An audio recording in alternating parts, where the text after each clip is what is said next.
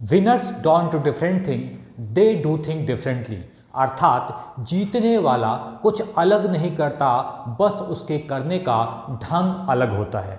आप सभी को मेरा नमस्कार, मैं राहुल शुक्ला आज करंट अफेयर का एक नया टॉपिक लेकर आया हूं और हमारे टॉपिक का नाम है मानव विकास सूचकांक 2021-22। मानव विकास सूचकांक अर्थात ह्यूमन डेवलपमेंट इंडेक्स।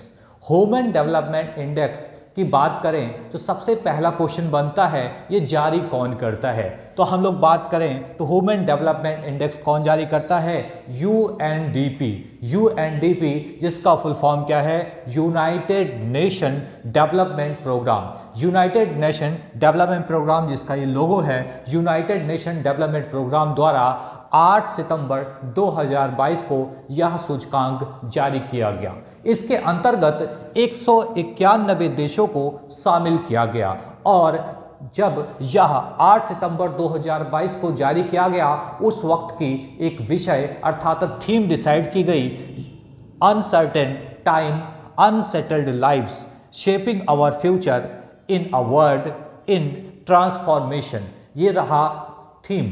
फिर हम बात करें कि यहाँ पर अगर हम बात करें हमारे भारत की स्थिति क्या रही या भारत के पड़ोसी देशों की स्थिति क्या रही, या फिर हम बात करें कि शीर्ष देश कौन से रहे या बॉटम पे देश कौन से रहे, तो यही क्वेश्चंस आपके एग्जाम में बनते हैं। उससे पहले हम बात करें तो आखिर जब यह मानव विकास सूचकांक जारी किया जाता है तो किन मापदंडों पर यह जारी किया जाता है, मतलब इसके मानक क्या होते हैं। तो मापदंडों की बात करें तो जन्म के समय जीवन प्रत्याशा, जन्म के समय जीवन प्रत्याशा, इसके 4 मुख्य मापदंड है। पहला है क्या कि यह देखा जाता है कि जन्म के समय जीवन प्रत्याशा कितनी है किसी देश की, या फिर स्कूली शिक्षा के औसत वर्ष कितने हैं, दूसरा, और तीसरा प्रति व्यक्ति सकल राष्ट्रीय आय अर्थात जीएनआई ग्रॉस नेशनल इनकम देखी जाती है, साथ ही में स्कूली शिक्षा के अपेक्षित वर्ष देखे जाते हैं। इन 4 मापदंडों पर यहाँ पर रैंकिंग डिसाइड की जाती है।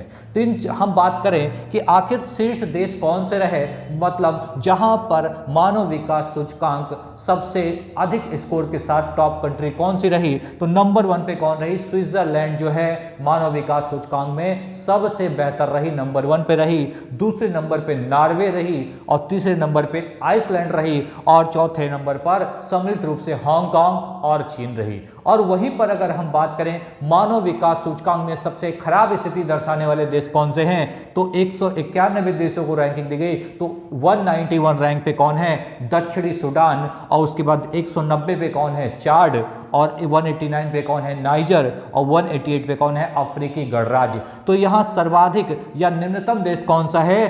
दक्षिणी सूडान है। आपको पता होगा कहाँ पे है दक्षिणी सूडान, तो अफ्रीका महाद्वीप में दक्षिणी सूडान है। फिर यहाँ पर हम बात करें कि भारत की स्थिति क्या रही, तो भारत की अगर हम बात करें 8 सितंबर 2022 को जारी इस रिपोर्ट में भारत की रैंकिंग कितनी रही?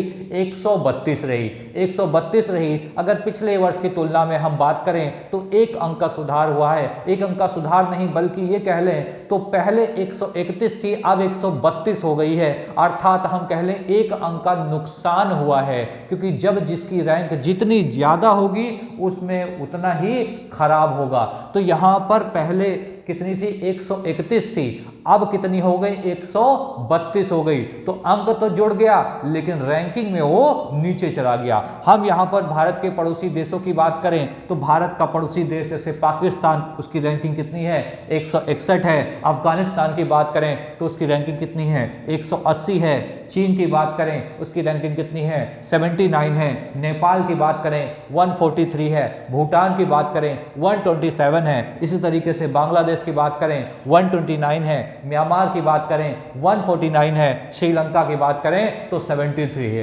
अर्थात हम यहाँ पर इससे जान सकते हैं कि जो हमारे पड़ोसी देश हैं उनमें कौन से हमसे बेहतर हैं या कौन से हमसे खराब हैं। तो अगर हम बात करें तो भारत से बेहतर कौन है, तो चीन हमारे भारत से बेहतर है। उसके अलावा हम बात करें भूटान हमसे भारत से बेहतर रैंकिंग पे है।